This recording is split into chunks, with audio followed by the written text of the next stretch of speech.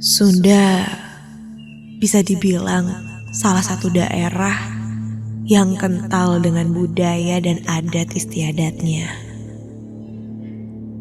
Dan terkadang banyak juga orang yang bercerita tentang kisah mistis yang menyelimuti kesenian adat Sunda. Awalnya aku tidak percaya dengan hal itu.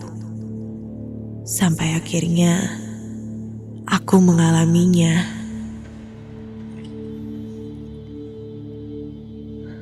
Namaku Sri. Ini adalah pengalamanku saat SMA. Sekolahku terletak di daerah sekitaran Caringin, Bandung. Ketika itu bisa dibilang aku salah satu murid yang sangat aktif mengikuti kegiatan ekstrakurikuler.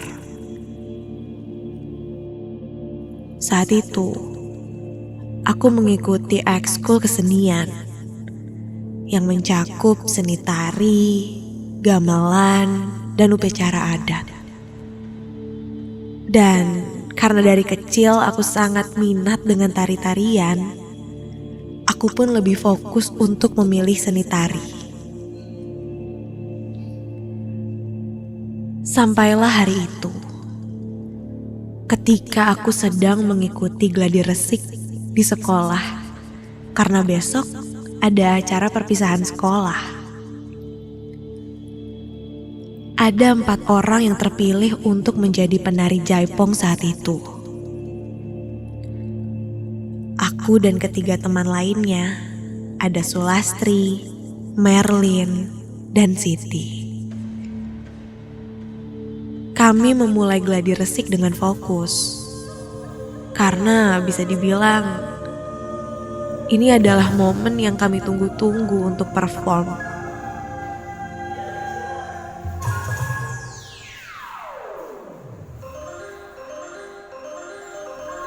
Alunan musik gamelan mulai terdengar dan menjadi musik yang akan mengiringi tarian kami. Diiringi nyanyian sinden yang lirih yang dinyanyikan oleh temanku Nisa.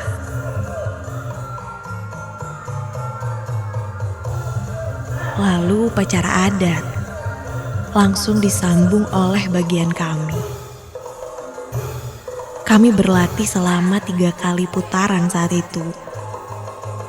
Sampai ketika akan memulai gladi resik yang ketiga, samar terdengar suara azan maghrib berkumandang.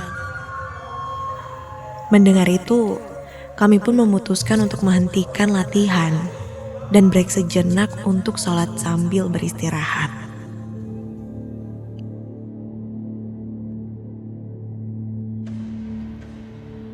Karena saat itu aku sedang berhalangan untuk sholat, aku pun menunggu teman-temanku sambil bermain handphone. Sampai ketika aku sedang menunggu, salah satu temanku tiba-tiba saja bilang, Sri, kamu tahu nggak? Katanya di sekolah ini ada penunggunya loh. Namanya si Merah. Terus konon katanya dulu si Merah ini penari jaipong gitu dari zaman penjajahan dulu. Apaan sih? Masih percaya aja sama yang begituan? Nih ya, yang namanya orang mati itu gak bisa hidup lagi. Jadi mana mungkin ada lagi? Ngawur deh. Mendengar ucapan itu, aku pun sedikit tidak percaya dan tidak memikirkannya. Sampai waktu istirahat pun selesai. Dan gladi resik pun kembali dimulai.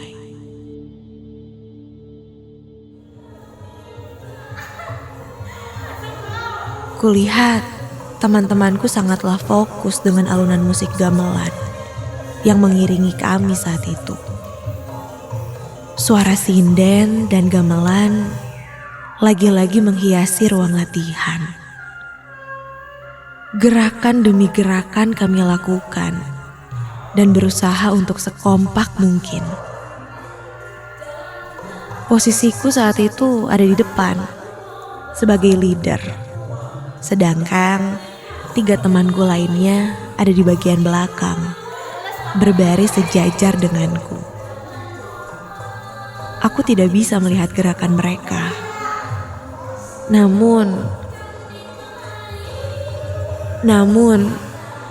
karena latihan yang sudah kami lakukan dari jauh-jauh hari, aku pun optimis dengan gerakan kami yang akan kompak.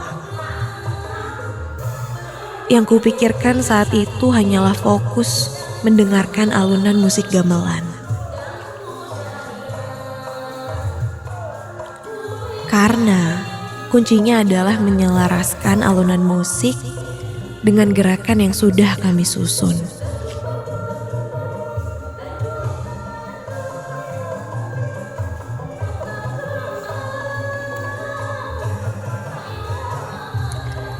Sampai ada satu gerakan yang dimana aku berbalik ke arah belakang melihat teman-temanku.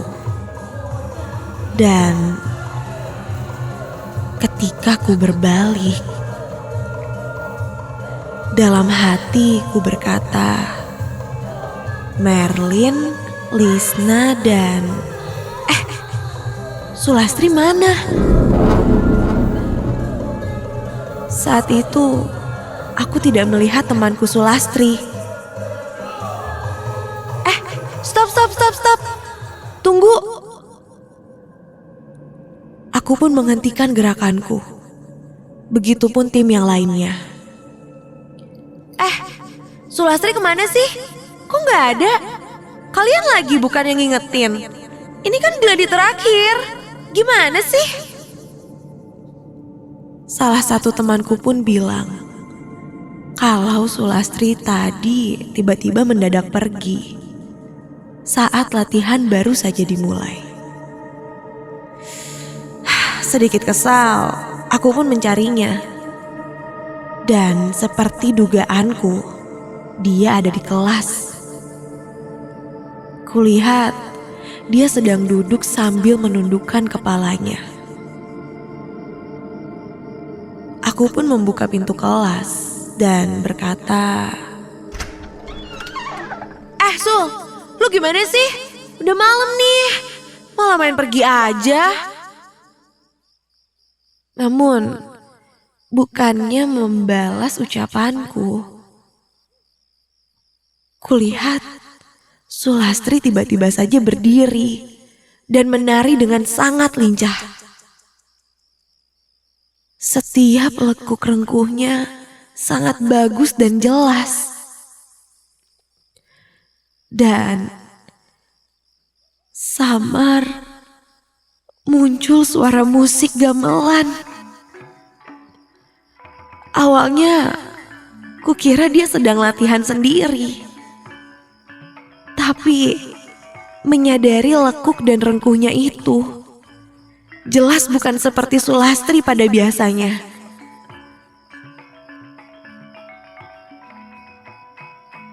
Tanpa sadar, aku sudah berdiri terdiam menikmati melihat Sulastri menari cukup lama. Lalu aku pun menghampirinya. Ketika jarak kami sudah cukup dekat.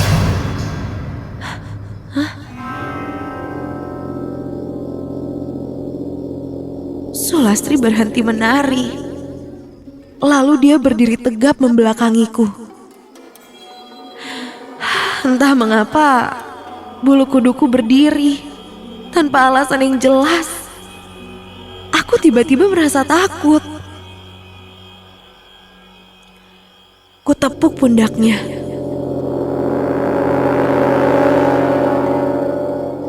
Dan dia pun memegang tanganku dengan sangat keras. Lalu membalikkan kepalanya dan... Astaga! Ketika berbalik, kulihat itu bukan seperti Sulastri temanku. Namun sesosok wanita dengan wajah yang sangat pucat dan menyeramkan. Memakai kebaya berwarna merah, matanya melotot kepadaku. Dan dia pun menyeringai dan berteriak kencang. Sosok itu pun lalu mendorongku. Aku terkejut. Tubuhku kaku tak bisa digerakkan. Kulihat dia langsung menari di depanku memakai kebaya berwarna merahnya itu. Entah apa yang kulihat ini. Gerakannya membuatku ketakutan.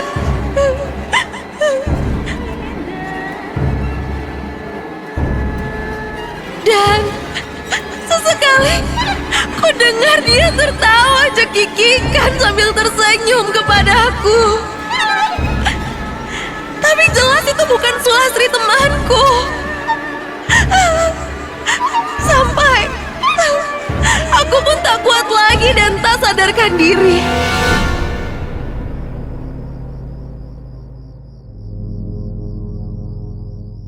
Ketika tersadar, kulihat teman-temanku sudah mengelilingiku. Entah apa yang terjadi. Aku ditenangkan dan diberi minum. Lalu pelatihku menceritakan semuanya. Katanya aku kesurupan. Aku tiba-tiba saja menari dengan tarian yang berbeda. Lalu, ketika musik gamelan berhenti, aku berteriak kencang. Mendengar itu, aku pun hanya bisa terdiam. Karena seingatku, aku hanya mencoba untuk mencari Sulastri. Dan Sulastri bilang, saat itu dia tidak pergi ke kelas, melainkan pergi ke toilet. Menurut salah satu pelatih tariku,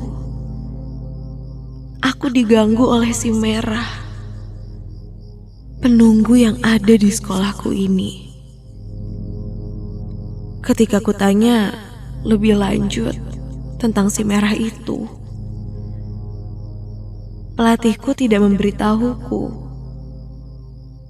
Katanya, mungkin si Merah ini senang denganku dan berusaha berkomunikasi denganku. Tapi entah benar atau tidak, yang pasti sejak kejadian itu, aku mulai percaya tentang mitos penari yang ada di sekolahku ini.